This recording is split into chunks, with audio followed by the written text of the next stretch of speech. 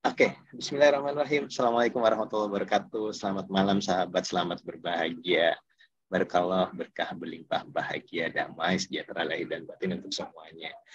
Sebelum saya mulai, sekali lagi saya minta maaf pada sahabat semua, baik yang lihat video ini secara langsung, yang ikut Zoom meeting ini secara langsung, atau nanti yang lihat rekamannya. Mohon maaf lahir dan batin, mohon maaf saya tidak bisa telepon satu persatu. Itu sebab saya bikin Zoom meeting ini. Dan tentu semakin banyak bicara, semakin banyak salah, semakin banyak dosa. Jadi saya yang harus minta maaf pada panjenengan semua. Mohon maaf lahir dan batin. Kalau panjenengan insya Allah sudah tidak ada salah dan dosa sama saya. Jadi saya yang minta maaf sama panjenengan. Mohon maaf lahir dan batin. Semoga direstui. Dan kalau tidak dimaafkan, nggak apa-apa. Itu derita lo, bukan derita saya. Ya, tugas saya kan minta maaf ya. Mau dimaafkan, alhamdulillah. Tidak dimaafkan juga, alhamdulillah. Gitu ya. Jadi seperti biasa, minta maaf tapi tengil kan, kurang ajar kan. Ya. Manusia-manusia yang begini nih yang rasanya kudu tak antem ayo pengen kurang ajar ya. Ya. Tapi saya sekali lagi saya akan bertindak sebagai guru kecil sekaligus guru besar panjenengan untuk kehidupan ini. Nah, setelah kita saling memaafkan, tadi saya bicara jangan lupa maafkan dirimu sendiri untuk hidup yang lebih damai, lebih sehat, lebih berlimpah. Selama kita tidak hidup dengan memaafkan diri kita sendiri, maka semakin sulit untuk kedamaian, keberlimpahan, kebahagiaan itu hadir. Nah, kenapa orang tidak bisa memaafkan diri sendiri ya? Karena ngelihat dirinya aja, begitu ngaca aja ngelihat, lo lagi gitu ya. Jadi sebenarnya kita tidak pernah dikutuk untuk miskin, tidak pernah dikutuk untuk sakit, tidak pernah dikutuk untuk tidak berlimpah, tidak pernah dikutuk untuk mendapatkan suatu kebaikan sang maha baik, tidak. Tetapi sayangnya kita sendiri yang mengutuk diri kita dengan segala ketidaknyamanan kehidupan. Contoh gampang begini ya. Betapa banyak dari kita masih berlatih saat membuka mata, mensyukuri kehidupan ini dengan menyapa seluruh sel kita dan mengajak dia senyum dan mengizinkan segala keberlimpahan hadir dalam kehidupan. Masih banyak, ya masih banyak. Secara jiwa atau secara ritual. Ya, ada kan yang secara jiwa. Kalau secara jiwa berarti hadir ya. Tubuh, pikiran, perasaan hadir, benar-benar syukur yang dalam, dan itu mampu untuk membuat dirinya bersemangat hari itu. Ya, tetapi betapa banyak yang gara-gara ikut kelasnya Openg nih, ya udah gue senyum nih, gitu kan? Tapi secara jiwanya nggak dapat. Pokoknya nanti laporannya dan sudah dikerjakan. Ya. Tapi di dalam batin terdalamnya, dia masih saja, aduh, hari Senin, aduh, hari Selasa, aduh. Nah, dari sini saja kita bisa mempelajari bahwa ternyata awal dari kita tidak berlimpah itu ya diri kita sendiri. Bukan orang lain, apalagi Tuhan. Tidak. Tuhan itu menciptakan kita selalu berlimpah dan memberi. Saya membaca jurnal dari Soo Hyun Lee bahwa dia setelah meneliti 100.000 orang, gitu ya, menarik. Setelah meneliti 100.000 orang, dia mempunyai kesimpulan bahwa ternyata masing-masing orang itu tercipta kaya. Estimasi dia antara 1 juta sampai 3 juta dolar setiap kepala. Ini menarik. Lalu apa yang membuat dia tidak kaya? Apa yang membuat orang ada yang amat sangat miskin, ada yang pas-pasan, ada yang kaya raya. Ternyata dirinya sendiri. Yang membuat tidak kaya itu dirinya sendiri. Siapa? Ya dirinya sendiri. Ya dia sendiri. Kenapa begitu? Karena terlalu banyak lemparan keluhan yang dilemparkan pada alam semesta. Lalu banyak gini. Dia membikin tentang ada orang kaya sejati, ada orang kaya palsu. Orang kaya sejati itu dia bisa amat sangat menikmati hidupnya. Kapan? Di sini, kini, saat ini. Itu orang kaya sejati. Jadi orang kaya sejati itu selalu dalam tanda kutip menurut bahasa agama adalah bersyukur. Tapi menurut bahasa dia adalah hadir saat ini dengan kepenuhan jiwa. Nah, bodoh toh. Ini kan sebenarnya bahasa apapun bahasanya, mau pakai bahasa umum atau bahasa agama, rumusnya sama. Kalau kamu menikmati hidupmu dengan kebersyukuran, mustahil kere. Gitu. Mustahil kere. Nah, kenapa hidup kita tidak berlimpah? Bisa jadi karena kita tidak pernah merasakan secara utuh apa yang kita miliki. Dan kita bicara tentang uang, jangan-jangan kita tidak tahu bahwa kaya itu seperti apa. Jangan-jangan kita tidak tahu bahwa kayamu itu seperti apa. Pernah nggak Anda tanyakan kepada diri Anda sendiri? Aku merancang hidup kayaku tuh seperti ini loh. Lalu mulai Anda catat. Hidup kayaku tuh seperti ini. A, B, C, D, E, F, G. Pernah nggak? Jangan-jangan kita semua nggak pernah. Hidup kayaku itu seperti apa? Aku juga nggak tahu. Pokoknya pingin ini suge. Gitu. Bro, hidup ini, alam semesta ini selalu presisi. Saat Anda tidak presisi dalam keinginanmu, tidak detail dalam keinginanmu, wajar kita tidak kaya, gitu kan? Setuju nggak? Ya. Jadi kalau kita mulai belajar menjadi kaya adalah kita wajib tahu terlebih dahulu hidup kaya yang Anda maksud seperti apa. Minimal 5 poin hidup kaya menurutmu seperti apa. Dan ingat, hidup kaya menurutmu seperti apa itu jangan sampai melawan bawah sadarmu. Saat ini kita memiliki gaji 10 juta misalkan.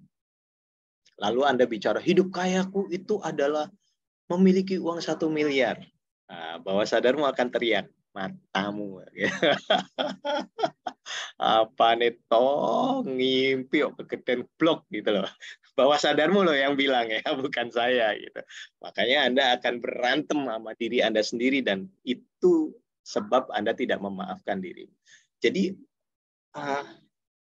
yang harus Anda rancang dalam hidup kaya adalah hidup kaya yang Anda maksud sekarang ini seperti apa yang segera bisa Anda rancang. Contoh gampang begini. Nih ya, contoh gampang.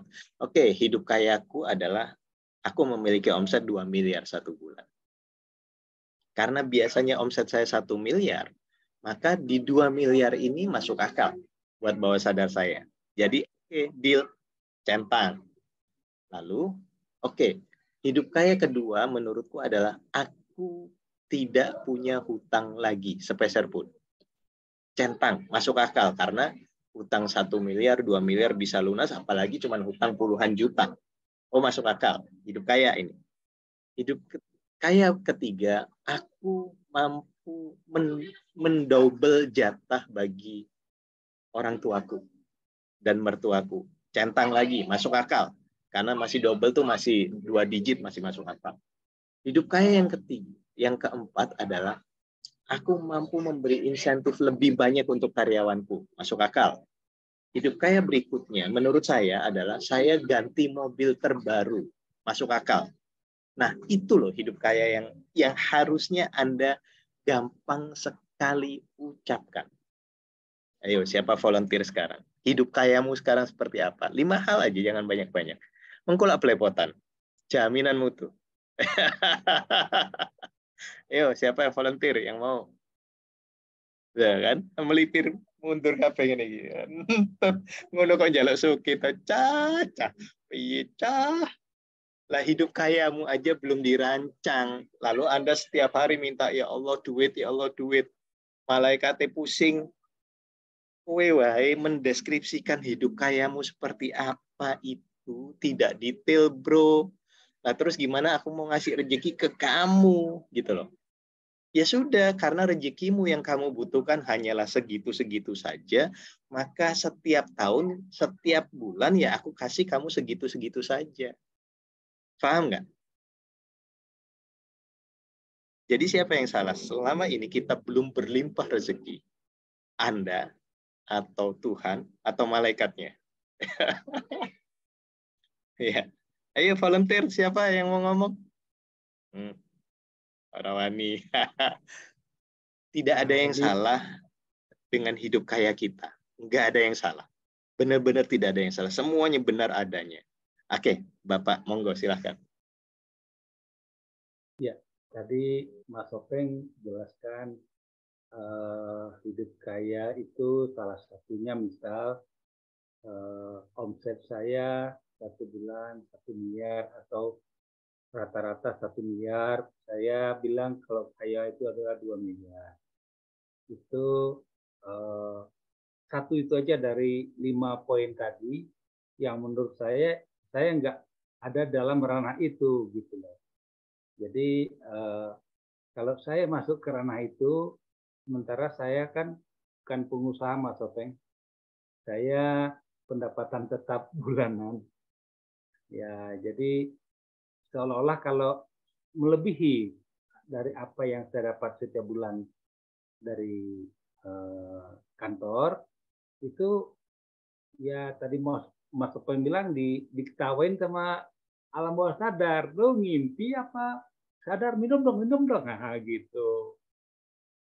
Tapi kalau yang lain itu kan 4 poin yang lainnya itu bisa diniatkan. Bisa saya niatkan itu. Tapi kalau yang masalah income-nya itu yang di atas, jauh di atas yang saya dapat rutin tiap bulan, itu rasanya bagaimana Mas Sopeng? Apakah saya mimpi atau menarik. Terima kasih. Ya. Wah, menarik ini. Pertanyaan yang istimewa, cerdas ini. Memang selama ini kita ada orang yang wirausahawan, ada orang yang menjadi karyawan. Nah, bagaimana caranya hidup kaya menurut karyawan? Nah, kalau Bapak pernah baca buku saya 55 Rumus Keberlimpahan, salah satunya adalah tentang upgrade ilmu. Oke. Selama kita bisa mengupgrade ilmu kita, maka kita akan berdiri di beberapa kaki. Kuda-kudanya kuat. Saya memiliki kaki wirausahawan, jual brankas. Saya perlebar jadi produsen brankas. Tetapi saya tidak berhenti di sini. Saya perlebar jadi produsen mobile file. Saya juga tidak berhenti di sini. Saya perlebar, saya belajar banyak ilmu pemberdayaan diri. Saya tidak berhenti di sini. Saya perlebar lagi, saya belajar tentang kesehatan. Nah, di kaki-kaki itulah banyaknya uang gampang hadir pada diri saya.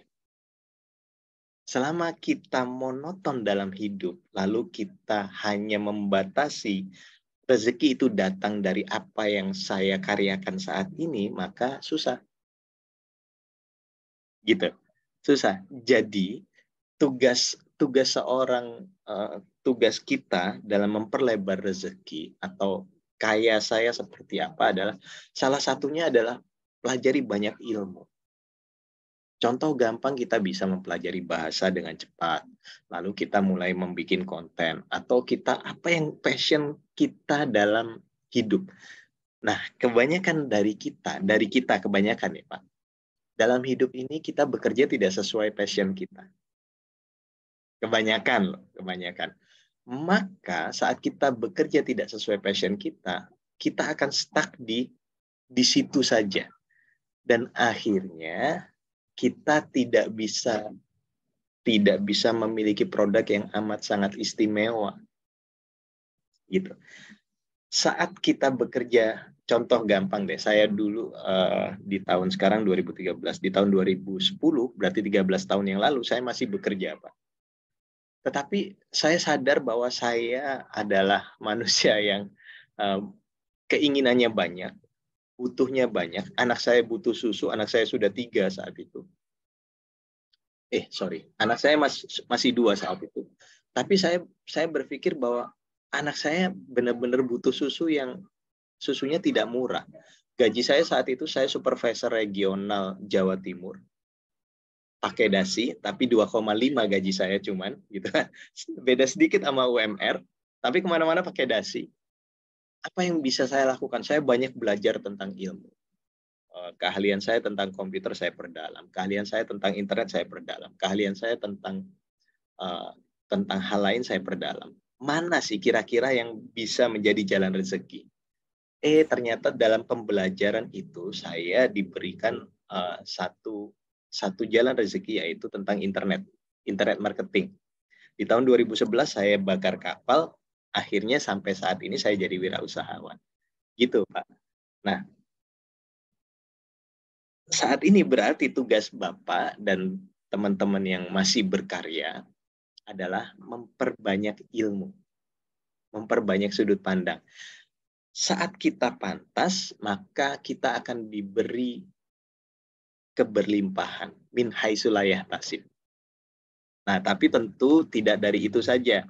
Misalkan nih, kita masih jadi karyawan. Oke, berarti aku merasa kaya jika aku mendapatkan insentif setiap bulan. Nah, itu kan bisa jadi ya, Pak. Masuk akal kan masih kan. Oke, jadi kasih di situ. Aku dapat insentif sekian. Tentu di dalam pekerjaan ada target. Dari target itu kita bisa menjadi semangat dalam bekerja.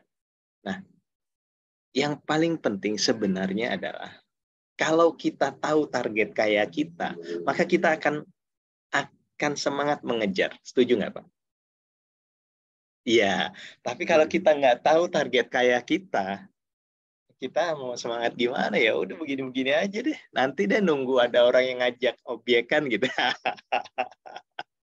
Jadi sebenarnya sejatinya kita sendiri yang membatasi keberlimpahan, dan betapa banyak sahabat-sahabat dari kita yang tiba-tiba tuh dapat ruko, tiba-tiba dapat pekerjaan inilah, tiba-tiba dapat pekerjaan itulah, dan mungkin secara tidak sadar dia sudah merancangkan kayaku ini seperti apa, gitu. Mungkin gitu Bapak. Ya, clear. Terima kasih, Mas. Clear ya. Jadi Oke, kita terima harus kasih. membuka diri. Ya, harus membuka ya. diri. Siap. Ayo balik lagi ke pertanyaan yang tadi, Mbak. Kayaku seperti apa? 5 hal aja. Siapa yang mau volunteer ngomong?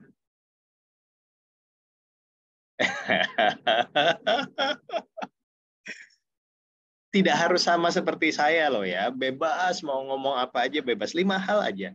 Yang menurutmu aku kaya itu jika mencapai ini loh. Kehidupan kayaku itu seperti ini loh. Dan ingat ya, jangan terlalu tinggi. Kalau ketinggian Anda namanya ngimpi, dongeng, nggak masuk akal. Bawah sadarmu pasti nolak gitu ya. Rumusnya begini, saya udah sering sekali bahas, makanya nanti teman-teman yang mau melanjutkan belajar bareng, latihan bareng, harus benar-benar berani store audio loh ya, bukan ketikan, audio. Kaya menurutku adalah teng. Saya akan dengarkan dan akan tahu bahwa oh iya ancene pantes gitu ya. Oh ancene ora pantes gitu.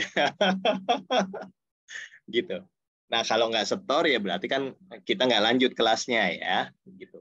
Jadi sebenarnya orang-orang yang kalau kita belajar dari Raffi Ahmad gitu ya, Nagita Slavina ya, kenapa dia tajir melintir?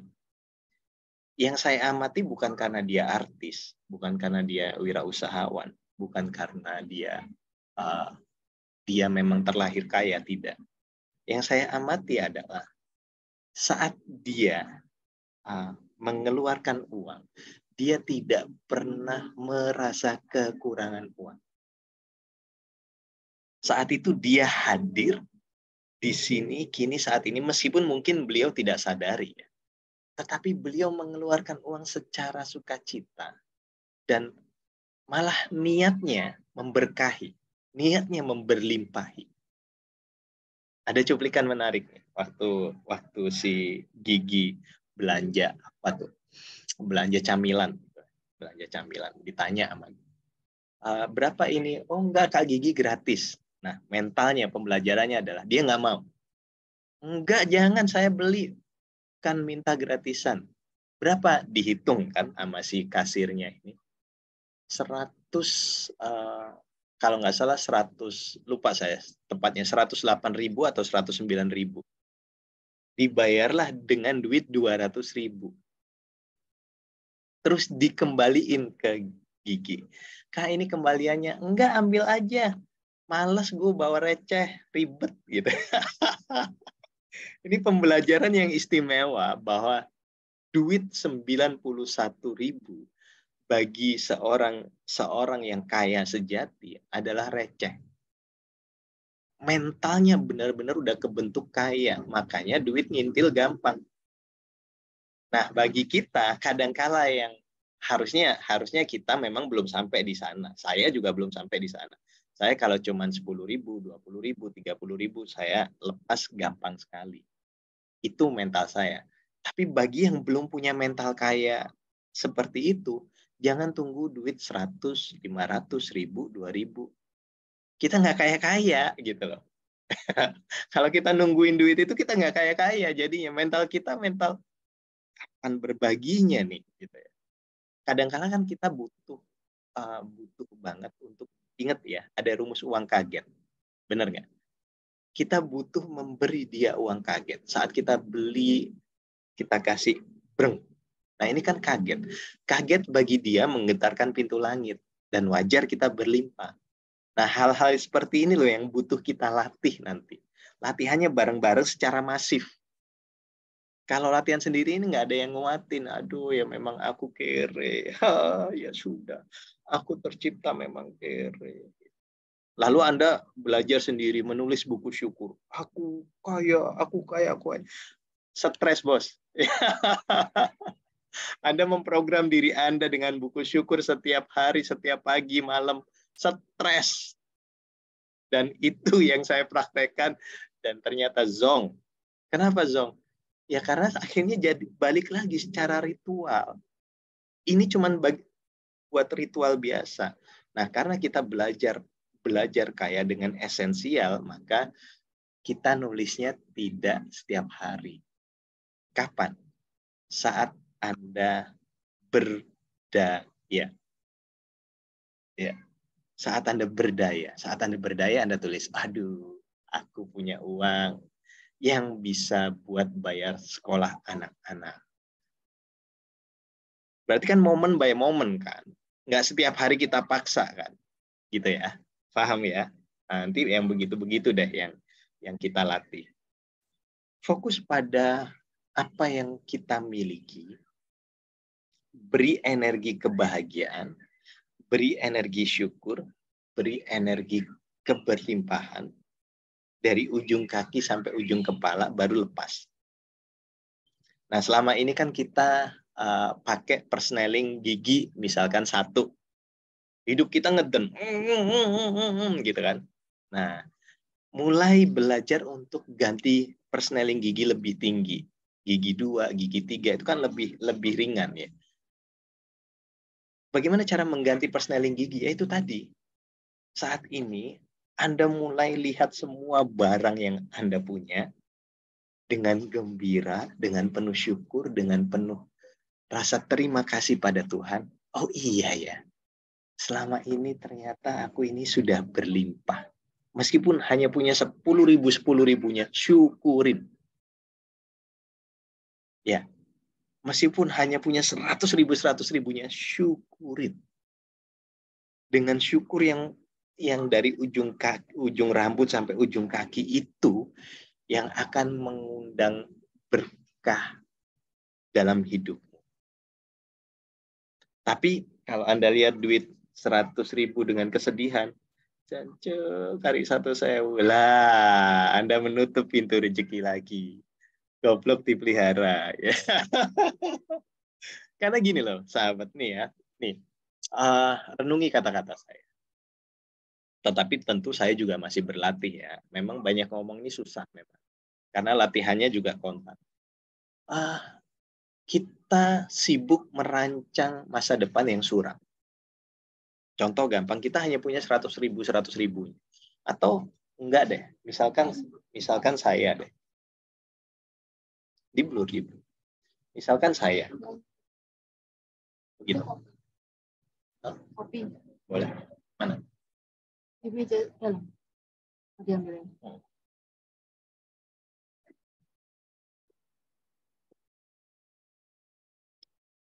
Misalkan ya, saya di posisi hanya ada duit 100 jutanya di rekening. Misalkan begitu. Lalu saya sibuk membuat sinetron ketakutan dalam diri saya. Aduh, besok tanggal 1. Aduh, waktunya bayar ini, waktunya bayar itu. Waktunya kirim ke mertua, ke orang tua. Waktunya. Aduh, bisa-bisa duitku tinggal 10 juta ini. Nah, ini kan sinetron kesedihan dalam hidup. Ya, kita merancang ketidaknyamanan hidup.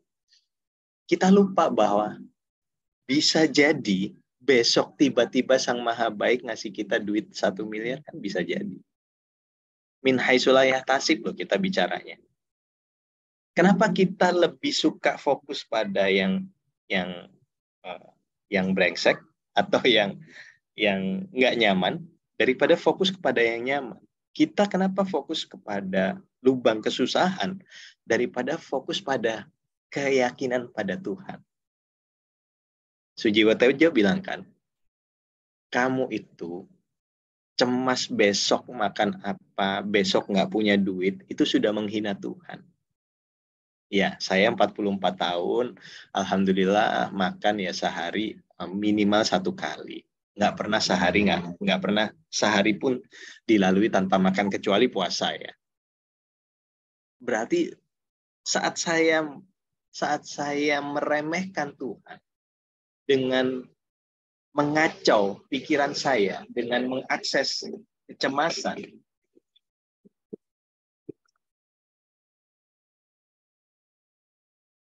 ini kan namanya menghina Tuhan. Dan lucunya kita sering sekali menghina Tuhan tanpa kita sadari. Saat kita beli barang dengan takut uang habis, ini kan menghina Tuhan. Ya. Uang ini adalah alat dia, bukan majikan. Kalau alat, pakai dia sebagai alat. Bukan pakai dia sebagai majikan. Kalau majikan, kita taruh dia di depan kita, di atas kita, itu majikan. Tapi kalau alat, kita pakai dia sesuka hati. Nah, kita menempatkan Allah sebagai alat, tetapi menempatkan uang sebagai majikan. Tauhidnya di mana nih? Bener nggak? Kita loh, Anda dan saya, iya toh, Anda dan saya. Kalau lagi banyak uang, aduh, Kang punya minta tolong tak tuku, iya toh. Piro daganganmu, piro regomu, tak tuku, gampang bro. Tapi saat kita nggak punya duit sama sekali, ditagih utang atau listrik tokennya udah bunyi tit gitu kan, tiba-tiba kita, ya Allah kok duit loh, Tuhannya jadi alat, ya, uangnya jadi majikan. Ini kebalik. Uangnya keluarkan dengan sukacita, berarti dia di bawahmu. Allahnya selalu disadari. Ciri orang yang mudah sekali berlimpah adalah orang yang mudah sekali menyadari Allah. Tapi tentu saya juga belum ada di fase ini ya. Oce, saya harus jujur ya toh. Saya juga terkadang masih takut nggak punya duit. Aduh, asem duit rere gitu. Saya harus jujur ya. Kita sama-sama belajar untuk menjadikan Allah, hanya Allah lah majikan kita. Dan uang adalah alat bagi kita. Jangan dibalik. Kita belajar di situ. Saat banyak duit, kita gampang sekali bertauhid. Saat nggak ada duit, susah nih kita bertauhid. Ya. Makanya saya lagi pakai pendapat teman saya nih. Lo jangan ngajarin tauhid melulu. Lo ajarin banyak duit dulu, baru ajarin tauhid. Selama ini kamu nggak berhasil. Oke, siap. Ayo, kita coba. Sekarang kita akan belajar untuk kaya terlebih dahulu. Apakah kita masih bertauhid? Ataukah kita jauh tambah sama Tuhan? Nggak tahu. Jawabannya adalah nanti, waktu yang menjawab. Ya. Oke. Ada poin penting lagi yang kita harus sadari bahwa perhatian kita terhadap kekayaan inilah yang membawa kita pada kekayaan. Perhatian kita pada kekurangan, inilah yang membawa kita pada kekurangan. Rumusnya, energi flow where attention goes. Energi mengalir kemana atensimu Anda arahkan. Maka wajib sekali Anda merancang hidup kayamu seperti apa. Sehingga kita tahu bahwa, oh hidup kayaku seperti ini, atensinya seperti itu. Paham ya? Nah, kalau Anda tidak merancang hidup kayamu, Anda nggak juga susah kaya juga, gitu loh. Karena kita tidak bisa menaruh atensinya ke situ. Gitu. Jadi semua ini sejatinya adalah soal rasa. Nagita Slavina, dia tidak pernah merasakan miskin. Akhirnya susah miskin, bos. Dia tidak pernah merasakan miskin, akhirnya susah miskin. Kenapa? Di konsepnya, di dalam otaknya, dia memang menempatkan dirinya, menempatkan pikiran, perasaan, dan jiwanya, dia kaya. Maka habis bangun rumah gede, bangun lagi villa di Bali, di Uluwatu sana. Secara logika ini duitnya dari mana? Nggak tahu. Min haitsulayah tasibnya dia. Karena memang dia tidak pernah mempermasalahkan hal-hal sepele tentang uang. Nah, bisa jadi kita memang tidak berlimpah ya karena kita selalu mempermasalahkan hal-hal sepele tentang uang. Jadi, rasa memiliki adalah kunci untuk membuka pintu keberlimpahan. Rasa memiliki itu berarti ya merasa diberlimpahi terus oleh Sang Maha Berlimpah. Karena tadi kan menurut jurnal yang saya baca, setiap orang dilahirkan dengan kaya, dilahirkan menjadi kaya. Potensi kayanya semuanya sama. Memang ada yang kayaknya luar biasa kaya, mentok kayak si Sandiaga Uno misalkan. Itu kayaknya mentok. Ada yang seperti itu, kayak si Bill Gates dan lain sebagainya. Enggak, tapi kebanyakan orang menurut manusia yang sudah diteliti, ratusan ribu orang yang sudah diteliti oleh dia, itu ternyata memang manusia ini sejatinya terlahir bisa amat sangat kaya. Dengan catatan versi dia adalah $1 juta. $1 juta itu berarti berapa miliar ya? Ya segitu deh, banyak deh pokoknya. Gitu. Nah, kita yang belum nyampe ke sana, ayo kita yang mengaku bertuhan, mengaku memiliki Tuhan yang maha kaya, maka pantaskan diri kita jadi lebih kaya. Memantaskan diri untuk lebih kaya adalah mengetahui hidup kayaku seperti apa. Saat Anda belum mengetahui hidup kayamu seperti apa, mustahil Anda kaya. Oke? Ayo kita diskusi. Monggo.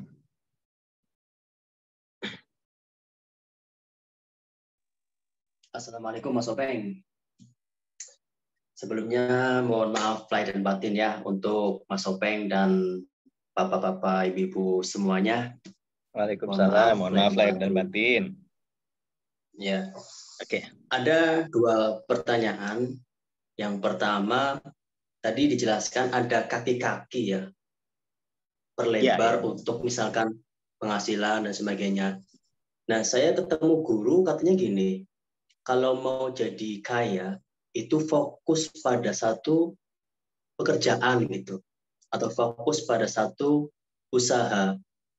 Malah kalau misalkan banyak usaha, nanti kayak beruang apa ya yang itu, semuanya dirangkul, kemudian malah lepas gitu. Nah, bagaimana menurut Mas Openg? Dan kedua, Setuju. Pertanyaan pertama saya jawab dulu. Itu, Pertanyaan pertama saya jawab dulu. Saya amat setuju. Karena saat kita terlalu banyak fokus, maka kita tidak fokus. Jadi rumus kaya adalah kita menjadi ahli dari apa yang kita tekuni. Tetapi kita, saat kita sudah menjadi ahli, jangan stuck berhenti di situ. Perbesar keilmuanmu, perbanyak keahlianmu, gitu loh. Nah, kalau di sini aja Anda belum ahli, lalu Anda belajar, semuanya ngambang, bos. Paham ya? Gitu.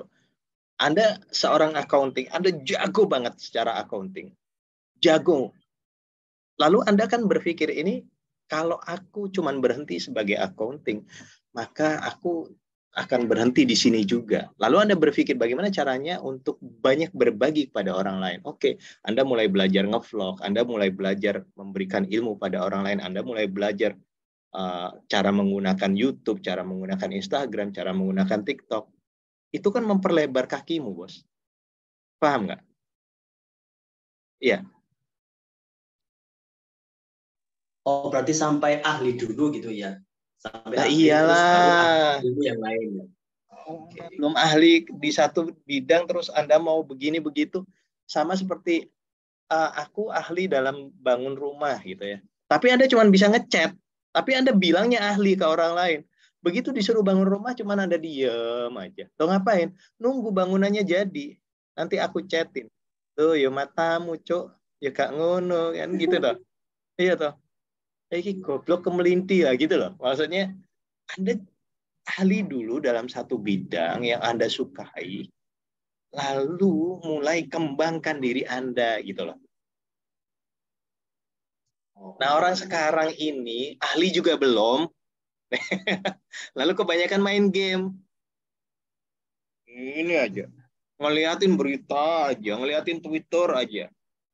Lalu komen, nih pemilunya sekali, pemilunya sehari, gobloknya seumur hidup. Ini kan banyak orang yang begitu. Ini ada yang bela Ganjar lah, ada yang bela Prabowo lah, ada yang bela Anies lah. Lo siapa? Dapat duit nggak dari situ? Ahli politik juga kagak kok ngikutin komen-komen orang. Ini kan auto. Aduh, ini zaman sekarang nih pada banyak orang goblok begitu. Ya, kalau Anda ngikutin generasi nunduk begitu ya, Anda nggak kemana-mana, bos. Gitu loh. Ahlilah dari apa yang Anda memang kuasai sekarang. Makanya saya bilang passion. Bekerjalah sesuai passionmu. Kalau Anda bekerja. Berkaryalah sesuai passionmu kalau Anda wirausaha. Nah, passion saya lagi senang bongkar berangkas, bos. Ya udah saya bongkarin aja berangkas. Toh enak. Oh, aku bisa bongkar berangkas, sudah selesai. Dalam satu titik saya sudah bisa ahli dalam berangkas. Sampai jadi konsultan Polda lah, sampai jadi konsultan ini itu ahli saya. Oke? Di titik itu saya mikir apa lagi yang bisa saya kerjakan. Oh, ada mobile file nih lagi booming nih. Ayo kita bikin yuk, bikin bisa jadi. Ini kan kaki-kaki yang saya perkuat dari satu ini ya, satu kekuatan. Nah, saya belajar banyak ilmu, saya bagikan ke YouTube. Nah, ini kan cara membuka pintu rezeki juga, Mas Hans, gitu loh. Jadi saya amat setuju sama guru panjenengan, setuju. Tapi juga jangan kebanyakan guru. Ya, kenapa? Orang yang banyak guru biasanya banyak teori, minim praktek. Nah, contoh gampang. Anda belajar di Inner Joyful, banyak ilmu yang dikasih, brong. Ada yang ahli? Nggak ada. Ahli apa? Nggak ada. Senyum. Senyum terus kayak orang gila. Hari pertama sampai hari ke-10 Anda semangat senyum. Waduh, semangat memberkahi. Semangat senam faidah. Semangat untuk meditasi awan gitu kan. Begitu udah hari 15, hari 20, udah malas. Opo cangkeme openg ya. Wis gak latihan maning. Padahal, halo bosku, kalau Anda belajar tentang ilmu otak, minimal manusia merubah dirinya atau memutuskan pola koneksi sinap yang ada menjadi sinap yang baru 21 hari minimal. Atau maksimal paling lambat 3 bulan. Nah, kita 21 hari juga belum. Yang ada semangat tuh. Waktu kemarin kelas Inner Joyful 2023 tuh. Semangat. Ada dari 60 peserta yang report 45. Wih, bangga dong. Hebat dong. Minggu pertama doang, bos. Selanjutnya tinggal maksimal 10 orang yang report. Di detik ini cuma 2 orang yang report. Menunjukkan apa? Ya, latihan itu susah. Konsisten itu susah. Gitu. Nah, siapa saja orang yang konsisten dalam bersyukur pada Tuhan, pasti hidupnya berlimpah. Hanya saja kalau lo konsisten sendirian, kere-kere sendiri, nggak enak, Pak. Bener nggak? Nggak ada yang reminder untuk, aku wajar kaya kok, aku pantas kaya kok, aku amat sangat bisa kaya kok. Ini saja yang kita bikin kelas, banyak orang saling reminder, 21 hari nggak nyampe. Apalagi cuma belajar dari YouTube. Selesai. Gitulah, selesai. Sudahlah, percayalah. Dan betapa banyak dari Anda yang sudah belajar ke saya 1 tahun, 2 tahun. Ya begitu-begitu aja. Jujur lah, ya kan? Ya aku tuh cuma belajar ke Ferry itu dapetnya cuma senyum doang. Iya. Alhamdulillah lumayan. Gampang senyum lumayan. Daripada enggak ya. Gitu kan. Makanya saya berpikirnya jangan-jangan apa saya terlalu banyak ngasih ilmu atau bagaimana ya. Padahal runut sekali loh saya kasih ini runut sekali loh. Tujuannya agar teman-teman tahu semuanya lalu dipraktekin. Tujuannya begitu. Tapi nyatanya ya nggak begitu. Nggak apa-apa juga sih. Gitu Mas An, kejawab ya. Silakan pertanyaan nomor 2. Oke, terima kasih. Yang kedua, tadi kan ada 5 poin ya, merancang hidup kaya gitu. Terus misalkan salah satu udah tercapai atau 2, 3, 4, 5, di-upgrade lagi berarti. Kayak bikin hidup kaya lagi seperti apa gitu ya. Oh iya, hidup kaya itu selalu di-upgrade, Mas. Hidup kaya itu selalu di-upgrade. Kan saya contohkan tadi 5, minimal. Saya bilang 5. Karena gini loh. Kebanyakan dari kita bahkan hanya sekedar memikirkan hidup kayaku itu seperti apa. Nggak pernah. Sudahlah, jujur lah. Anda merenung 10, 20, 30 menit hidup kayaku itu seperti apa? Wis jaminan mutu. Sampean yuk kait kerungu saiki to. Iya ta? Betul, Mas. Betul. Nah, iya toh, kandani kok ya. Terus piye carane panjenengan sugih orang merancang hidup kayaku seperti apa saja Anda tidak pernah merenungi. 44 tahun kait ngerancang hidup kaya seperti hidup kayaku adalah seperti ini. Tambien-bien angti. Kebanyakan dari kita kan aku cuman pengen duwe mobil. Aku pengen duwe mobil. Mobil tok sih dipikir. No. Hidup kaya itu Anda rancang seperti apa? Oh, rumahku seperti ini misalkan ya. Pendapatanku seperti ini. Tapi yang masuk akal yang Anda jangkau sekarang. Gitu loh. Kalau sudah terjangkau kayak seperti saya tadi, omsetnya sudah 1 miliar. Oke, upgrade dong. Jadi 2 miliar. Masuk akal nggak? Masuk akal. Sikat. Selama tidak ada penolakan, selama Anda bicara gini, hidup kayaku itu adalah saat aku memiliki omset 2 miliar. Lalu Anda scanning nih. Anda scanning dari ubun-ubun sampai kaki. Anda scanning tubuhmu. Oh, nggak ada yang gatel, ya, nggak ada yang nggak nyaman. Semuanya baik-baik saja. Oh, masuk akal. Centang. Centang. Tas. Selesai. Oke. Ini. Gitu. Tapi kalau Anda bicara hidup kayaku itu memiliki omset 2 miliar. Omsetmu sekarang 100 juta. Jaminanmu tuh gatel kabeh awakmu. Ya kenapa? Bawah sadarmu nolak. Ngomong apa to kowe cocok ngono. Bawah sadare kira-kira misuh ngono kira-kira. Gitu Mas Hans, ya. Oke, terima kasih banyak Mas Openg. Oke, yang lain silahkan. Kita diskusi.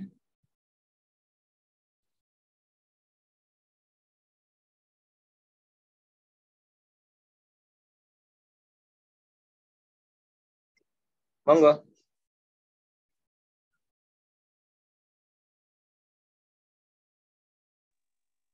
Tadi di chat ada yang bilang hidup punya pasangan itu kaya apa bukan gitu, ada yang di chat ada.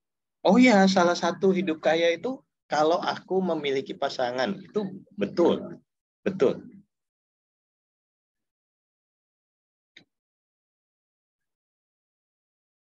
Itu salah satu bentuk hidup kaya.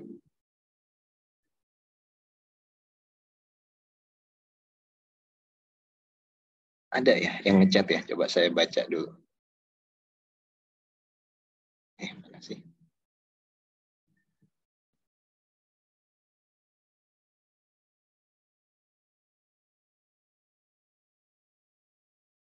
Nah, ini ada yang nulis.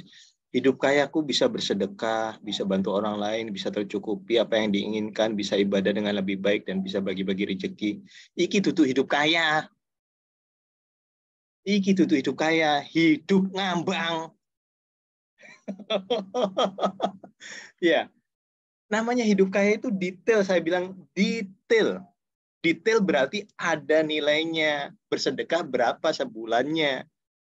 Bantu orang lain bantu apa? Anda diem aja begini, senyum-senyum begini juga bantu orang lain loh, Bos. Iya kan?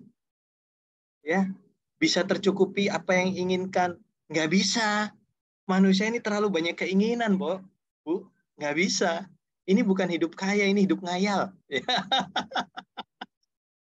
Bisa ibadah dengan lebih baik. Halo, Anda sekarang senyum penuh sukacita. Itu ibadah. Ya. Jadi ya, I'm sorry to say, ini bukan hidup kaya namanya. Ini hidup ngayal. Kan saya bilang, bedain dong kalau kita lagi pelajaran agama gitu ya. Ini masuk akal nih. Wow, ini bagus nih. Oh, bisa bersedekah. Pelajarannya agama. Ini pelajaran duit loh. Ini pelajaran kaya loh. Duit is detail. Kaya is detail gitu loh ya. Ojo terus dicampur adukkan ngimpi iki. Apunten ya Bu Heru ya. Saya minta maaf sekali lagi ya. Sing diwong ya. Mari jaluk sepuro terus dilok-ilokno kurang ajar aku ya Allah. Mohon maaf lahir batin loh Bu. Sekali lagi saya mohon maaf. Dimaafin alhamdulillah, enggak juga alhamdulillah. Ayo monggo diskusi lagi.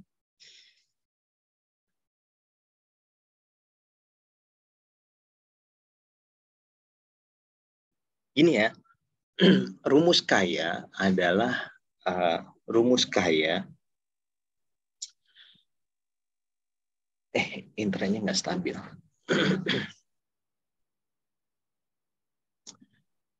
Rumus kaya adalah Anda benar-benar tidak memikirkannya.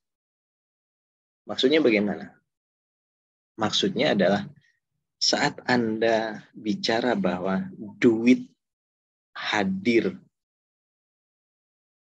kepada Anda dengan nilai yang Anda biasa dapat, itu sudah dikenali oleh semesta dan itu adalah hal yang biasa.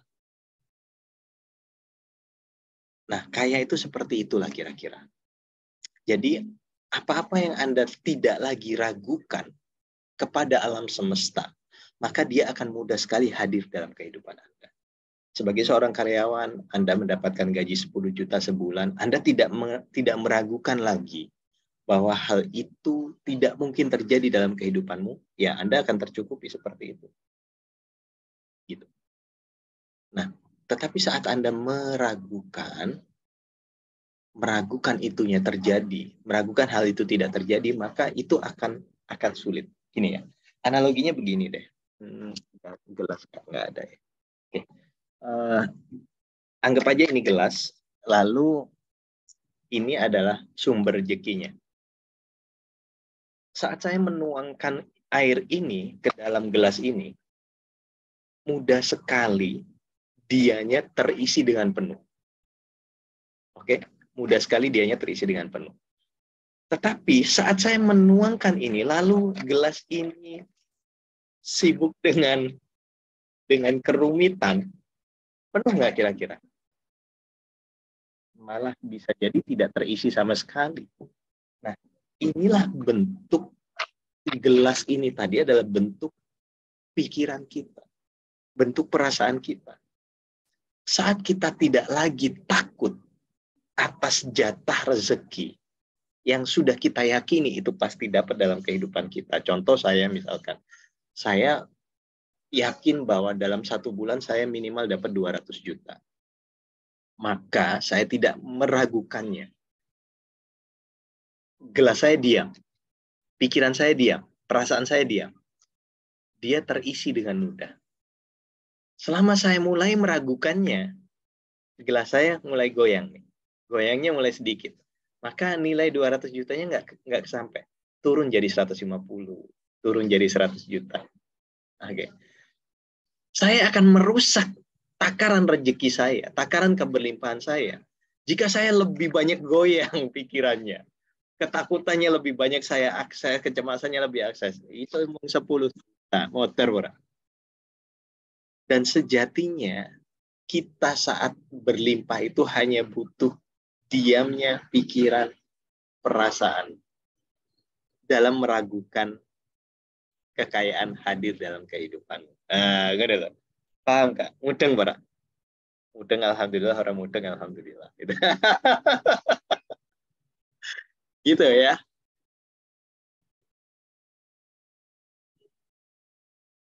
Ayo, monggo diskusi. Silakan.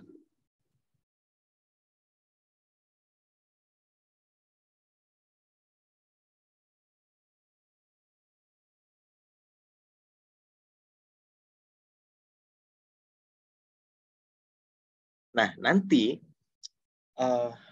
kita akan berlatih untuk masing-masing memiliki saklar.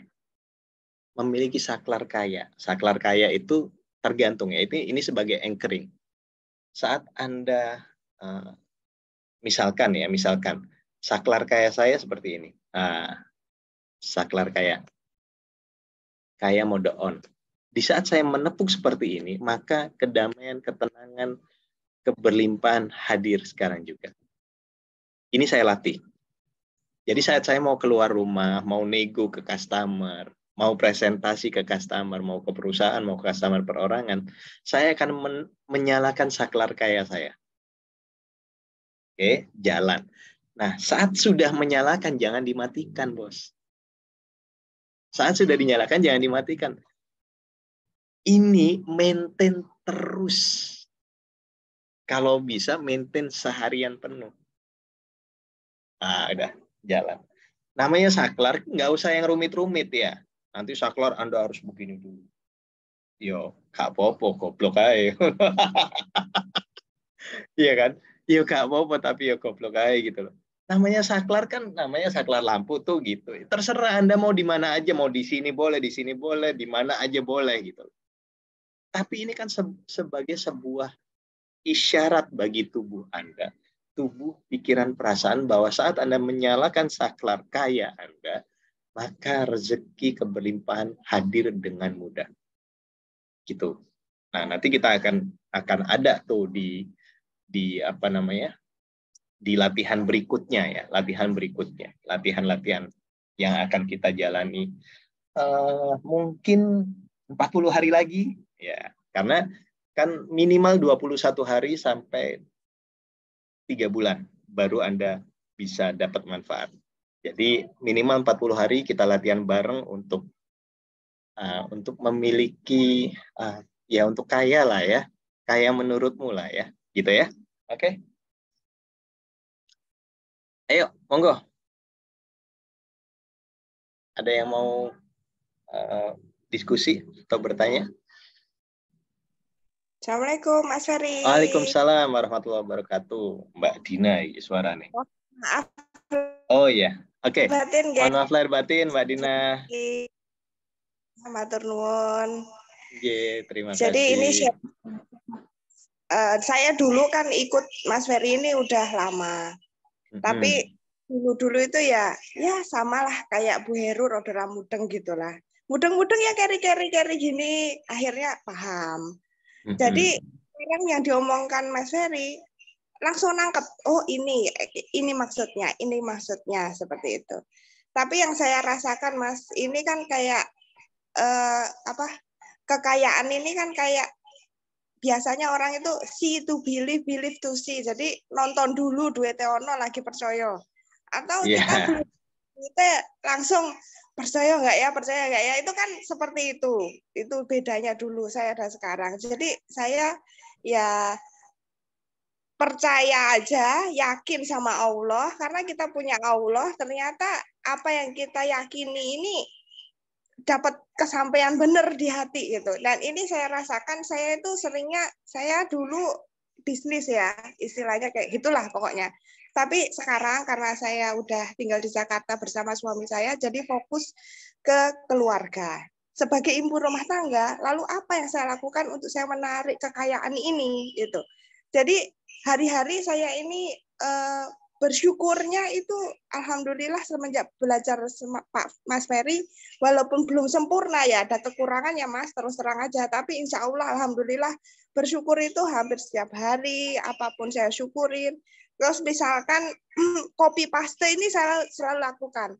Jadi misalkan ada teman saya yang berkelimpahan gitu, alhamdulillah saya seneng gitu loh, jadi aku tak tarik aku copy paste, tak buka diriku untuk menarik keberlimpahannya ke aku gitu. Ya lama-lama kayaknya aku tuh punya magnet untuk keberlimpahan seperti mereka, entah dari mana. Dan saya tidak menuhankan suami saya untuk tidak ngasih duit ke saya, karena saya yakin Allah akan ngasih rezeki itu dari mana aja. Kenyataannya seperti itu, nggak disangka-sangka juga itu ada. Jadi copy paste dan ngerasa bersyukur, terus di hati ini meyakini bahwasanya kaya itu pantas gitu. Itu aja. Jadi ibu-ibu rumah tangga seperti saya, mungkin yang dulunya bekerja lah berkarir, ya insya Allah adalah jalannya untuk kaya ini, ada selama kita yakin dan dapat gitu loh. Karena Allah kan maha kaya gitu. Kalau aku gimana Mas, menurut Mas Ferry kayak gitu tuh, pendapatnya Mas Ferry, minta masukan ya Mas. Iya, oke. Amat sangat setuju saya, karena gini, keberlimpahan sama seperti matahari, gitu kan? Matahari itu selalu memberikan sinarnya bagi siapapun. Dia akan mendatangi siapapun dengan sukacita, tetapi dia juga tidak akan memaksa untuk mendatangi orang yang menutup diri darinya. Sama seperti keberlimpahan. Apa yang dirasakan Mbak Dina karena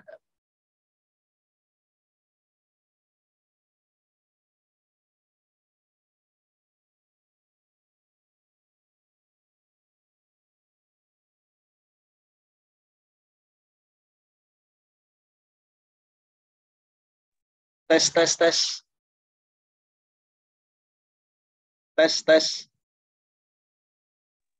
Halo, dengar Yes. suara saya? Oke. Sorry. Signalnya tiba-tiba putus. Sudah Aman, masuk. aman. Iya. Aman ya? Oke. Saya ulang ya. Saya setuju sekali sama Mbak Dina. Karena begini, sifat dari keberlimpahan itu sama seperti matahari. Matahari tidak pernah memilih siapapun untuk diberi sinarnya. Pun keberlimpahan tidak pernah memilih siapapun yang diberlimpahi. Apakah dia ibu rumah tangga, apakah dia karyawan, apakah dia wirausahawan, tidak. Semuanya layak untuk berlimpah. Kapan keberlimpahan itu layak dimiliki orang? Kapan kekayaan itu layak? Saat dianya menikmati keberlimpahan yang telah diberikan Sang Maha Berlimpah dalam hidupnya. Nah, rumusnya di situ. Mbak Dina menikmati keberlimpahan yang diberikan. Wah, aku tak syukur wae kono wong suki copy paste. Ini kan cara cerdas, cara pintar untuk oh iya. Oke, siap. Mantap jiwa, memperkuat sinar matahari dengan cermin. Wah, kan mirip-mirip seperti itu kan copy pastenya. Gitu. Jadi saat terlalu banyak syukur dalam hidupnya, maka keberlimpahan min haitsu la yahtasib. Kita semua bisa. Jadi rasa memiliki adalah rasa tidak lagi komplain pada Tuhan, tidak lagi mempertanyakan pada Tuhan, hanya sekedar diisi dengan sukacita.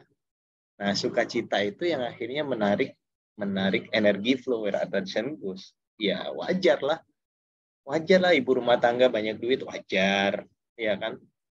Dari mana ya? Bisa jadi suaminya auto tajir, auto dapat insentif, auto masuk akal banyak hal. Yang tadinya suaminya pelit, tiba-tiba nggak pelit lagi, masuk akal. Jadi semuanya serba masuk akal. Karena sinar matahari tidak pernah memilih siapapun untuk diberi. Pun begitu keberlimpahan. Nah, itu. Jadi ya yang kita latih nanti hanya memperbanyak rasa memperbanyak kepantasan dan memiliki jurus-jurus simpel, tombol kaya tadi, tombol copy paste. Ini kan ya sebenarnya sih kita udah ngomongin ini udah banyak kali ya. Tapi banyak kali juga lupa ya. Kadang-kala malah kita ngelihat orang kaya gedek. Mesti duit itu korupsi loh. Kok ya ngono to caca. Pokoknya di copy paste kayaknya. Jangan di copy paste kebrengsekannya, jangan dong gitu loh. Ya. Terima kasih Mbak Dina, terima kasih. Saya amat sangat setuju. Karena gini ya, uang itu sifatnya adalah netral. Uang itu tidak positif, tidak negatif. Semua tergantung belief system kita. Kapan uang ini positif? Saat kita memberi energi positif pada uang. Kapan dianya negatif? Saat kita beri energi negatif. Nah, awal-awal yang sebelum kita masuk ke latihan untuk menjadi kaya, awal-awal yang harus kita beresi adalah jangan menghubungkan antara ritualmu dengan uang. Nah, ini yang harus kita cut dulu nih. Harus kita potong. Nggak ada hubungannya Anda sholat dengan uang, tidak ada hubungannya. Tidak ada hubungannya Anda puasa dengan uang, tidak ada hubungannya. Tidak ada hubungannya Anda sholat tepat waktu dengan duit, nggak ada hubungannya. Oke, ini yang harus kita cut dulu sebelum kita mulai berlatih. Lalu apa yang terjadi? Yang terjadi adalah belief sistemmu. Aduh, kalau aku nggak sholat tepat waktu, aku kere, terjadilah. Ya, terjadilah. Kalau aku tidak sholat di masjid ini, aku kere, terjadilah. Hanya begitu saja. Gitu. Jadi yang harus diberesi pertama adalah jangan hubungkan antara ritual ibadah dengan keuangan. Bu Ati ini mau ngomong atau mau apa ya? Apa kepencet ya? Bu Ati, halo Bu Ati.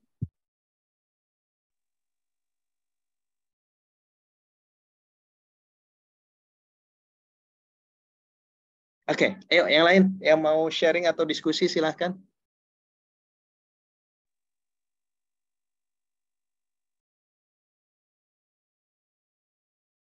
Kepencet, Mas.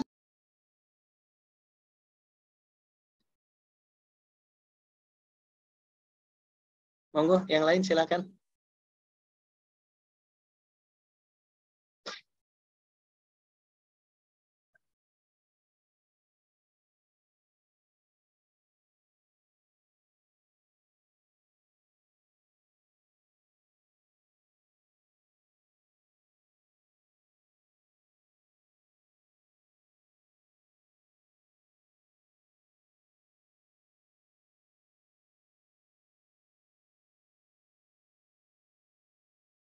Ayo, teman-teman.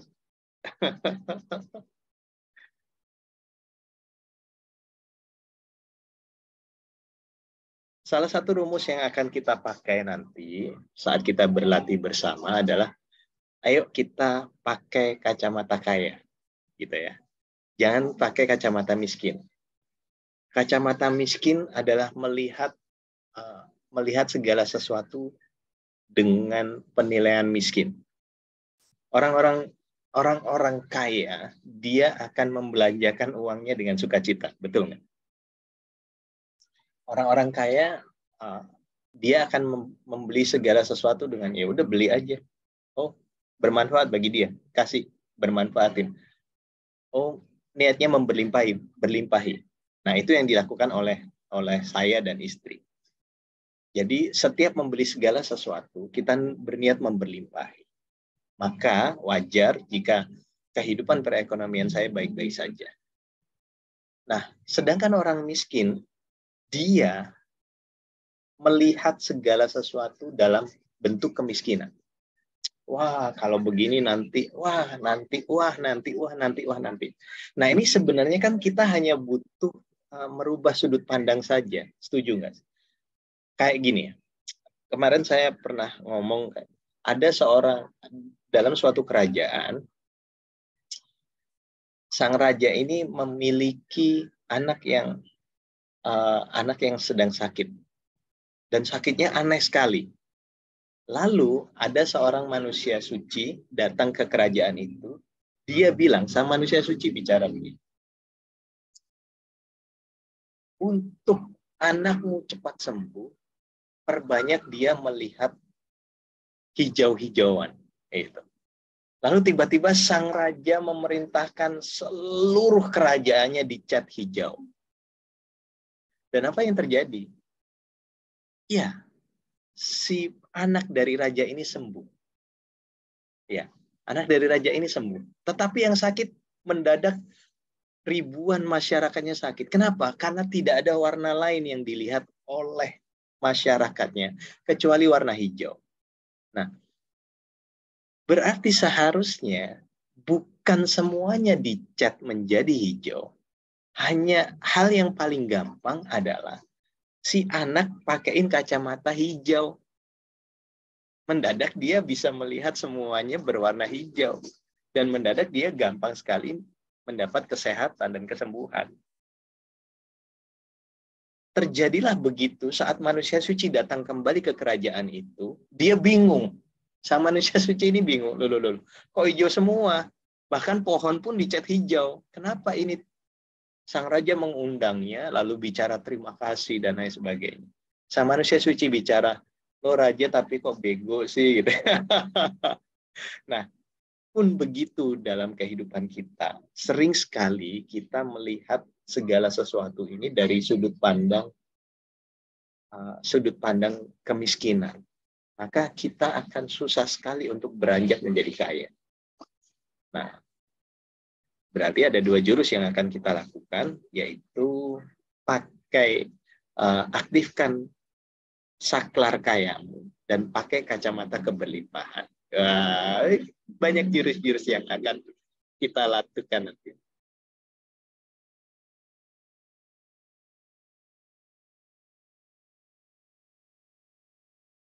Asik, nanti kita banyak-banyak latihan asik ya. Ayo, monggo diskusi lagi.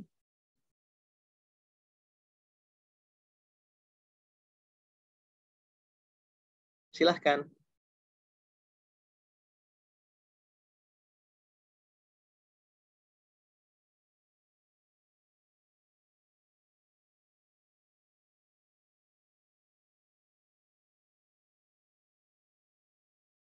Ada sahabat yang japri begini nih di WhatsApp. Mas, enak Mas Ferry bilang gitu. Saya ini sekarang lagi mampet-mampetnya. Gitu. Lagi mampet-mampetnya.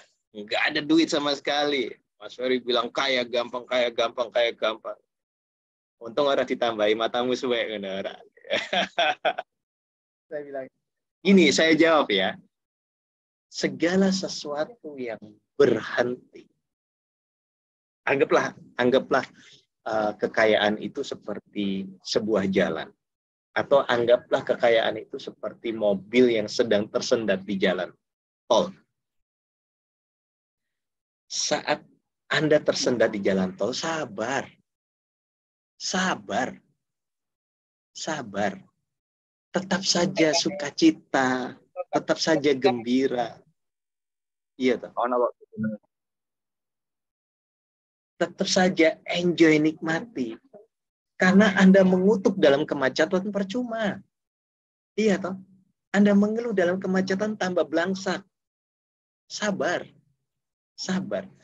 Saat kemacetanmu terbuka, Anda akan berjalan luar biasa. Nah, yakini seperti itu loh kehidupanmu. Saat sekarang Anda lagi kere-kerenya, gak popo. Gak popo. Latihan saja. Bersyukur saja. Sukacita saja. Yakinlah setelah ini, Anda akan dibukakan pintu rezeki selebar mungkin oleh Sang Maha Berlimpah. Pertanyaannya, kowe yakin apa orang ngono wae? Lek ora yakin ya deritamu, ya toh. Lah kalau saya yakin loh. Lek takone nang aku ya aku jawab ya ngono jawabanku. Nah timbangannya aku sudah belangsak Mas bagaimana? Ya terjadilah belangsak terus saja jawabanku tambah enggak teli atau tambahan. Tapi kan analoginya kan masuk akal toh. Segala sesuatu yang mampet pasti akan terbuka lebar ya toh. WC wae mampet iso terbuka lebar ya toh. Bener nggak? Selang mampet ya iso terbuka lebar ya toh. Orang mungkin lah wong orang ngising ya orang mungkin ya toh. Telek mampet wae iso buka kok ya toh. Ngono lho. Ojo jangan terlalu serius toh hidup ini. Santai wae. Kok ya sampai japri barang ini. Piye, piye. Sudahlah, santai saja. Santai saja. Orang tak sebut ke jenenge oke po, ojo kepo-kepo toh, santai wae toh. Ya, ayo monggo silahkan teman-teman.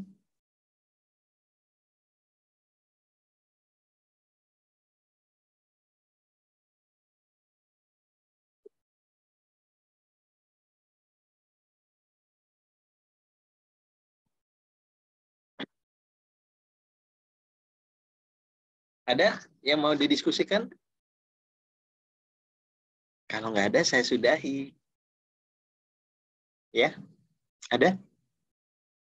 Tante nih. Oh, ini kan judulnya kan anu toh, silaturahmi. Boleh masuk, Peng? Silahkan Pak. Ini ada, saya pernah dapat, bukan pembelajaran ya, tapi semacam pencerahan aja dari saudara-saudara kita yang Tionghoa di Glodok ya, di Glodok Jakarta ya. Jadi ini yang ngomong ke saya itu umurnya sudah 80 lebih. Dia lahir sebelum merdeka. Jadi secara sepintas saya lihat dia kayak filosofi lah. Sehingga dia sempat mengasih semacam arahan, ya kita jangan pakai ilmu botol, jangan pakai ilmu gelas, tapi pakailah ilmu botol katanya. Karena botol diguyur air 1 ember, dia masuknya ke mulutnya botol. Nah, kalau gelas diguyur air 1 ember langsung penuh. Nah, ini berkenaan nggak dengan apa yang sedang kita bahas kira-kira? Menurut Mas Pen gimana? Terima kasih, Mas.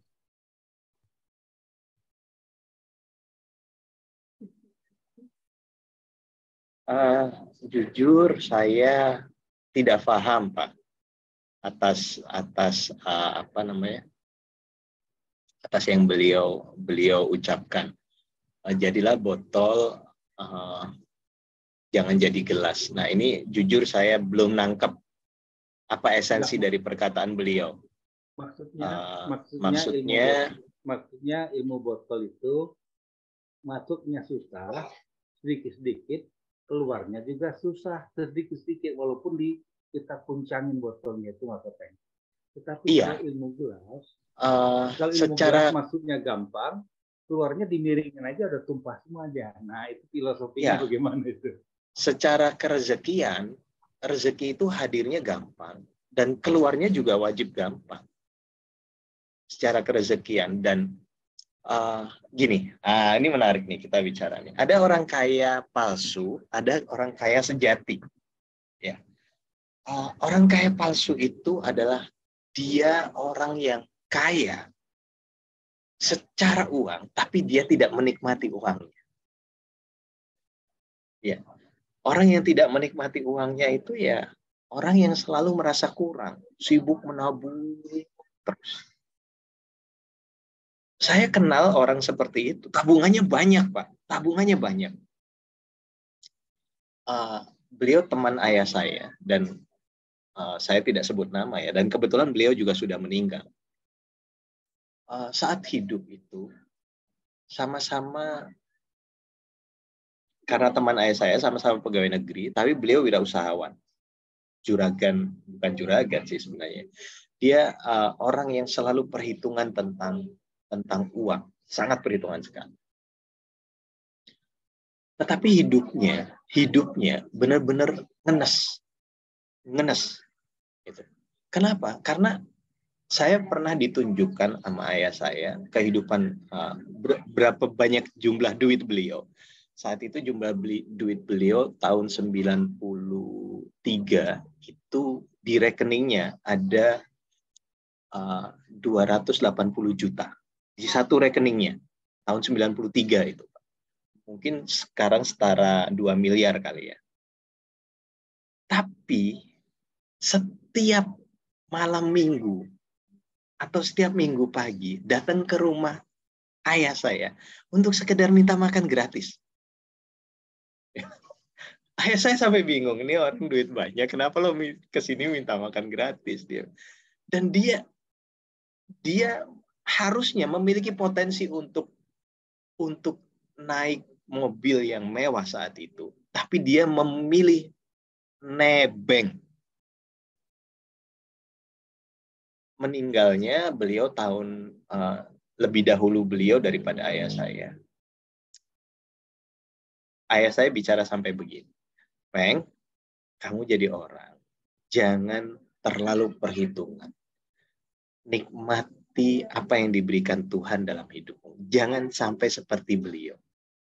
Secara uang ada, secara duit ada banyak, secara harta ada banyak, warisan juga ada banyak. Tetapi hanya sekedar menikmati hidupnya, dia berpikir. Saat meninggal, karena beliau sama-sama pegawai negeri, masuknya askes. Askes golongan 2. Karena pangkatnya di bawah ayah saya. Lalu disarankan oleh ayah saya untuk upgrade menjadi VIP. Dia malah gimana caranya untuk downgrade. Supaya dia tidak mengeluarkan uang sepeser pun untuk sakitnya. Jadi bagi saya, kita harus menjadi orang kaya sejati.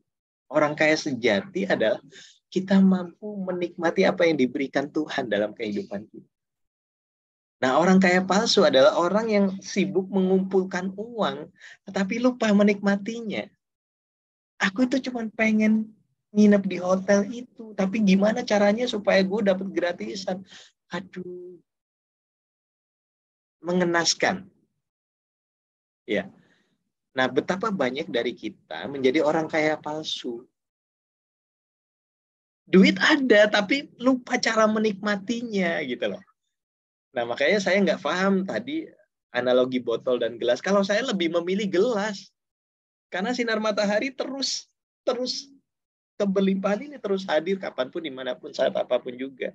Maka saat saya pergi keluar kota atau saya lagi liburan, saya akan memilih hotel minimal bintang 4 atau bintang 5. Karena saya memuliakan diri, Pak.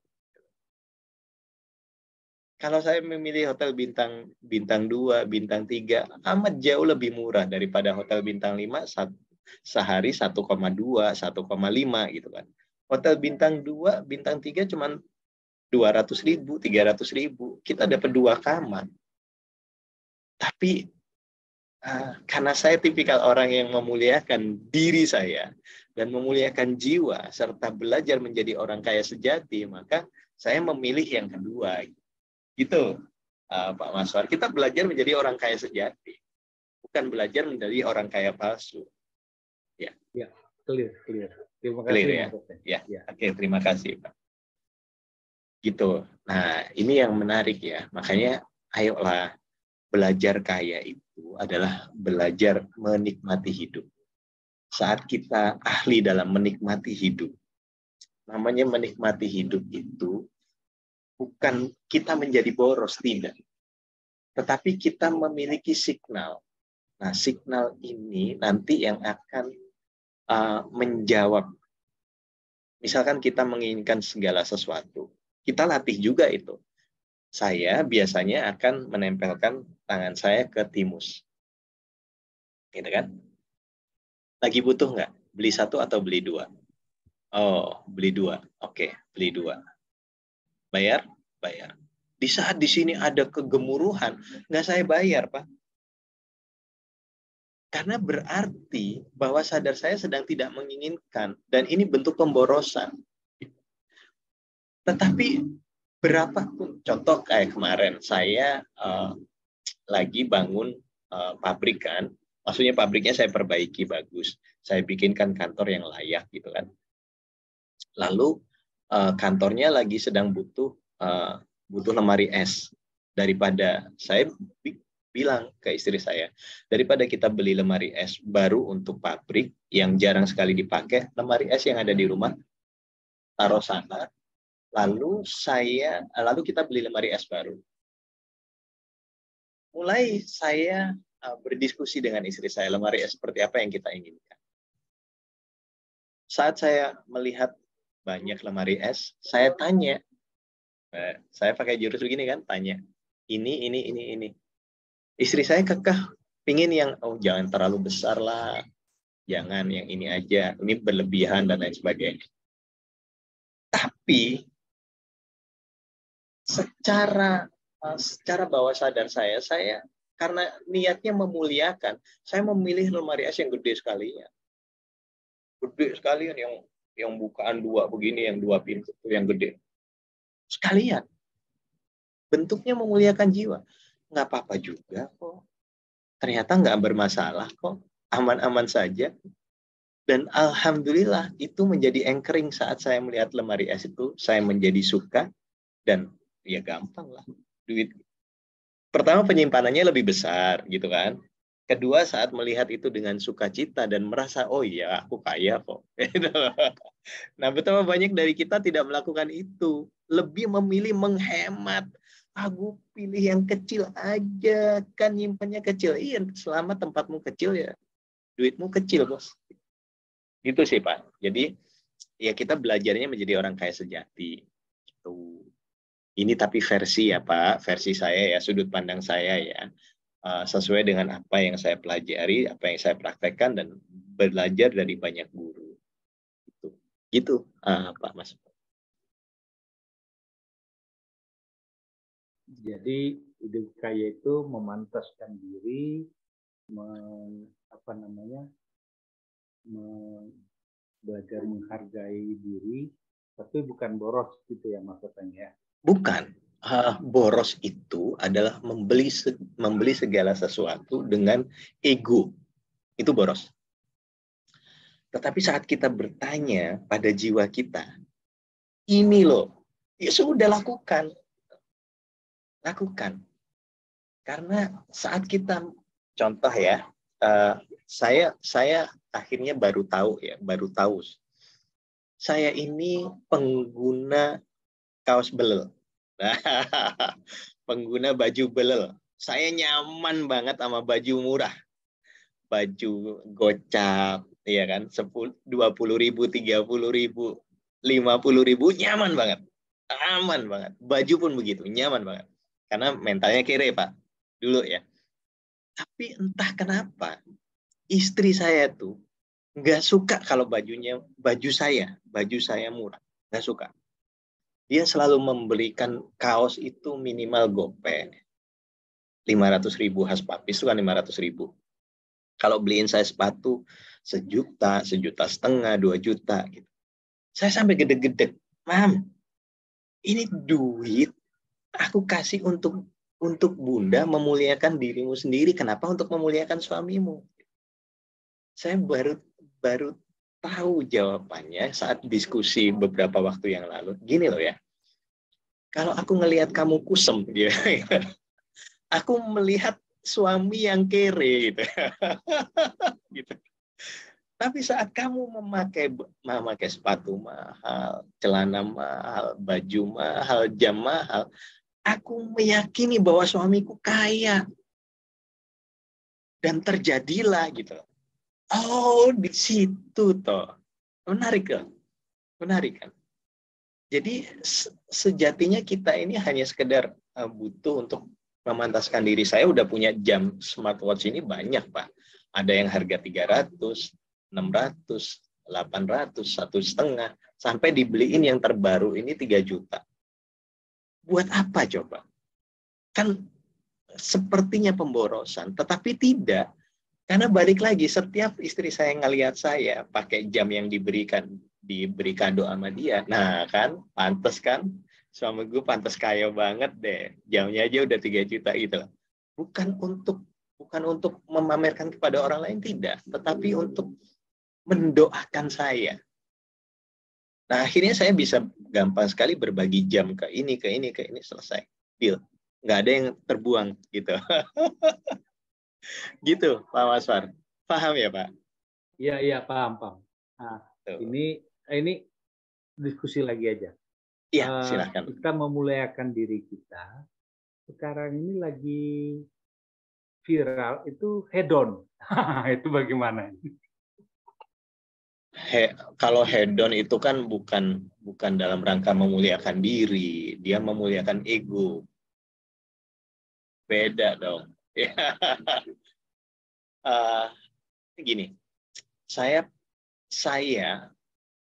saat saya memakai jam seharga 50 juta, itu hedon namanya. Kenapa? Lah, kemampuan lo kasih duit belanja istrimu aja nggak sampai 50 juta, lo pakai jam 50 juta kan nggak masuk akal, bos, gitu. Tetapi saat mungkin duit saya nanti saya ngasih belanja istri saya 100 juta, saya pakai jam 50 juta, bukan lagi hedon, Pak. Ya. Pemuliaan jiwa ini tergantung dari income kita juga, Pak. Gitu. Kalau kita terlalu memaksa, lo bukan memuliakan jiwa. Kita habis bayar, lalu kita sibuk mikirin cicilan juga bukan memuliakan jiwa, Pak. Gitu loh. Ya, menyiksa jiwa ya. Ya, pemuliaan jiwa itu yang kita beli segala sesuatu dengan sukacita. Nah, kebetulan istri saya membelikan segala sesuatu bagi saya dengan sukacita. Jadi ya mulia di saya, mulia di beliau gitu loh. Gitu, Pak. Ya, terima kasih Mas. Clear. Oke, yang lain dipersilakan, masih ada waktu 14 menit.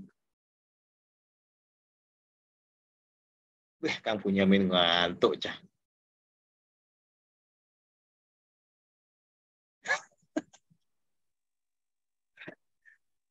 Yang suge iki repot lembas duit malah ngantuk, iya.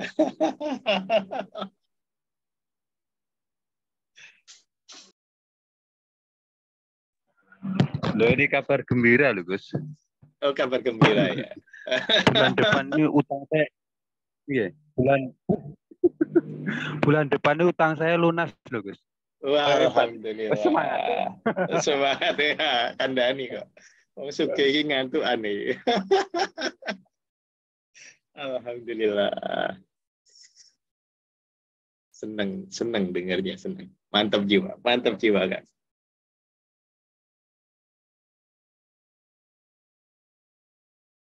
Monggo, yang lain dipersilakan. Tanya lagi nggak Bapak Mas Openg? Boleh, silahkan. Ya tadi kan kayak Mas Openg dibelikan pakaian sama istri, dibelikan jam atau apa, biar kelihatan kayak melihat suaminya itu kaya atau keren gitu lah ya. Nah kalau saya pribadi itu, saya merasa kaya, bahagia, senang, happy, itu saat nyetir mobil. Nah, apakah itu nggak jadi ketergantungan atau melekat pada benda itu ketika misalkan mobilnya nggak ada atau apa, jadi down, jadi tidak merasa kaya lagi atau apa gitu Mas Openg? Mohon pencerahannya. Pemelekatan atau tidak itu ada di bawah sadarmu, ada di belief systemmu. Gitu. Ada di belief system Anda. Saya, contoh gampang, saya sekarang sedang menginginkan mobil yang terbaru, gitu kan. Karena itu yang lagi saya capai. Hidup kaya saya adalah jika saya memiliki mobil yang saya inginkan yang terbaru. Jika tadi ada berapa hal yang saya sebutkan tadi kan. Nah, tetapi di kehidupan sekarang ya saya tetap menikmati apa yang sudah dianugerahkan Tuhan pada saya. Saya masih dititipin mobil, keluarga, masih dititipin mobil operasional, bahkan nanti pulang dari sini saya akan beli lagi mobil operasional. Itu kan hanya sekedar target hidup kaya yang saya rancang seperti apa gitu loh. Nah, kalau Anda sekarang belum memiliki mobil, sekedar sukalah terhadap mobil itu sudah bagus. Karena Anda mulai belajar untuk memuliakan diri Anda. Aku suka banget sama mobil. Berarti dalam rangka memantaskan diri. Gitu. Tapi kalau Anda cuman merasa kaya jika nyetir, tadi sopir wae to, Bro. Gak repot itu Kang Bunyamin. Ya, itu mobil sendiri sih. Jadi mobil sendiri ya sudah lah, nikmati saja. Lah karena Anda sudah gitu, menikmati, terus kenapa Anda tanyakan lagi gitu loh. Maksudnya kayak apakah jadi ketergantungan loh, kok. Aku nih merasa kayaknya kalau lagi nyetir doang gitu. Jadi ada benda di luar diri yang dijadikan sarana. Sebenarnya Anda luka batin sih kalau itu saya bilang. Luka batin yang dahulu kala mungkin Anda berpikir bahwa orang kaya itu selalu punya mobil. Ini zaman berubah loh, Bos. Hampir semua orang gampang punya mobil loh sekarang. Gitu. Jadi upgrade aja, segera berdamai dengan itu dan beri target yang lebih besar aja, Mas. Jangan setiap Anda nyetir mobil cuma merasa kaya. No, mobilmu apa? Ioniq 5 atau apa? Innova. Lah iya, Innova wae lo. Biasa-biasa wae toh. Iya sih. Iya, makanya ya sudah, maksudnya gini, jangan sampai Anda cuma nyetir aja merasa kaya. Anda ngelihat juga merasa kaya, Anda memiliki merasa kaya, kapanpun dimanapun merasa kaya terus gitu loh. Nah, kalau cuma nyetir aja ya udah jadi Grab aja, Mas. Ya, lumayan toh. Sampai Dapat uang lah ya. Iya, guyok nih sampai gitu. Gitu, Mas San. Jadi it's okay, nggak apa-apa. Untuk di awal begitu it's okay, tapi mulai sadari bahwa Anda sudah dititipin Innova oleh Sang Maha Baik, maka mulai kapanpun, dimanapun saat Anda melihat, menggunakan, atau berinteraksi dengan mobil itu, jadilah kaya. Lebih enak, ya. Oke, terima kasih. Ya. Oke. Teman-teman, ada lagi?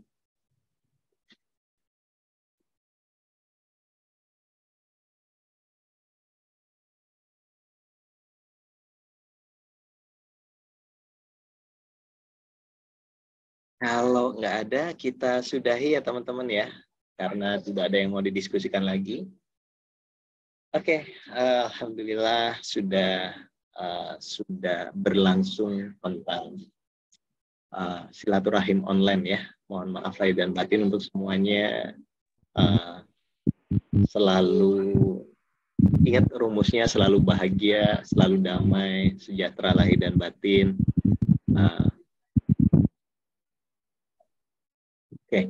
Dan jangan pernah berhenti untuk belajar bahagia. Teruslah bahagia kapanpun, dimanapun, saat apapun. Saat Anda bahagia, wajar keberlimpahan akan mengejarmu. Karena rumusnya bahagia dulu, bahagia terus, bahagia kemudian. Jangan lupa memaafkan diri terlebih dahulu, baru maafkan orang lain. Dengan memaafkan diri, Anda memuliakan jiwa Anda. Saat jiwamu mulia, maka semua kemuliaan dari Sang Maha Mulia hadir dalam kehidupan. Gitu ya, sahabat ya. Terima kasih atas atensinya. Dan berikutnya kita akan membahas di kelas Inner Joyful 2023, lanjutan yang kemarin ya. Kita akan membahas tentang menjadi kaya. Oke, kita akan berlatih terus menjadi kaya. Assalamualaikum warahmatullahi wabarakatuh. Barakallah untuk semuanya. Mohon maaf lahir dan batin. Terima kasih, terima kasih, terima kasih. Terima kasih, Mas. Terima Terima kasih. kasih. Sama-sama. Waalaikumsalam warahmatullahi wabarakatuh.